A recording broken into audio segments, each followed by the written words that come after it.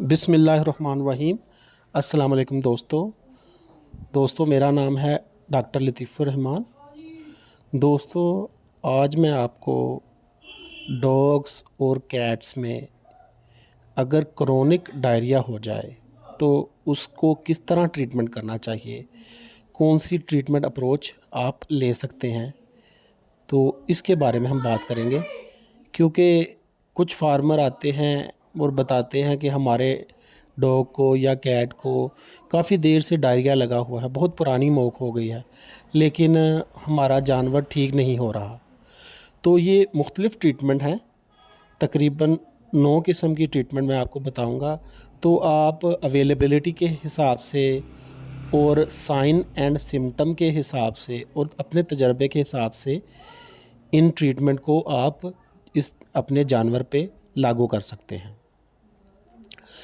पहली जो treatment option होती है, इसमें आप प्रोबायोटिक देते हैं। प्रोबायोटिक में जो है वो प्रिपेयर्ड एंटीबॉडीज़ होती हैं। तो ये ह्यूमन वाली साइड पे एक साशे आता है जिसको कहते हैं इनफ्लोर। ये आप एक साशे 1 कप पानी में डालकर कुत्ते के लिए, और अगर बिल्ली के लिए आपने इस्तेमाल करना है तो इनफ्लोर का आप आधा साशे इस्तेमाल करेंगे। बिल्लियों में और कुत्तों में एक ट्राइक्लोबिंडाज़ोल इस्तेमाल किया जाता है, ख़ासकर डीवर्मिंग के तौर पे। ट्राइक्लोबिंडाज़ोल का एक फ़ायदा ये है कि ये जो है डायरिया नहीं लगवाता। तो बिल्लियों और कुत्तों में एक बीमारी होती है, एक पैरासाइट होता है जिसको जियार्डिया कहते हैं, जियार्डिएसिस बीमारी काज करता है। तो इसके इलाज के लिए आप क्रोनिक जब डायरिया लगा हो तो आप ट्राइक्लोबिंडाज़ोल इस्तेमाल कर सकते हैं। आप इसका फ़ीकल एग्ज़ामिन करवाएंगे तो फ़ीकस में अगर आपको फ़ीकल मटेरियल में अगर कोई पैरासाइट के अंडे मिले या पैरासाइट मिले तो आप ये ट्रीटमेंट कर सकते हैं। डॉग्स और कैट में एक और बीमारी होती है जिसकी वजह से क्रोनिक डायरिया लगता है, जिसको हम ट्राइकोमोनियासिस कहते हैं। ट्राइकोमोनियासिस में ड्रग ऑफ चॉइस जो है वो मेट्रोनिडाज़ोल है। तो आप मेट्रोनिडाज़ोल, जिसके उर्फ़े आम में फ्लैजल भी कहते हैं, इसको आप 5 सीसी सुबह और 5 सीसी शाम लगा सकते हैं, दे सकते हैं।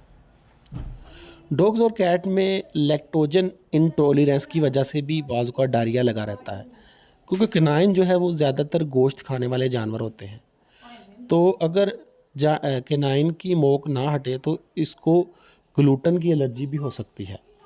तो इसलिए आपने इसमें गंदम की रोटी और बेकरी की आइटम आपको बंद करनी पड़ेंगी, और इनको जो है वो प्रोटीन वाली चीज़ें ज़्यादा डालनी होगी। 5वीं जो ऑप्शन है वो है क्योलिन पाउडर। क्योलिन पाउडर जो है ये, इसको चाइना मट्टी भी कहते हैं, ये कैटल बफलो में भी इस्तेमाल होती है। तो ये आप 1 ग्राम पर किलो के हिसाब से जो है जानवर को दे सकते हैं।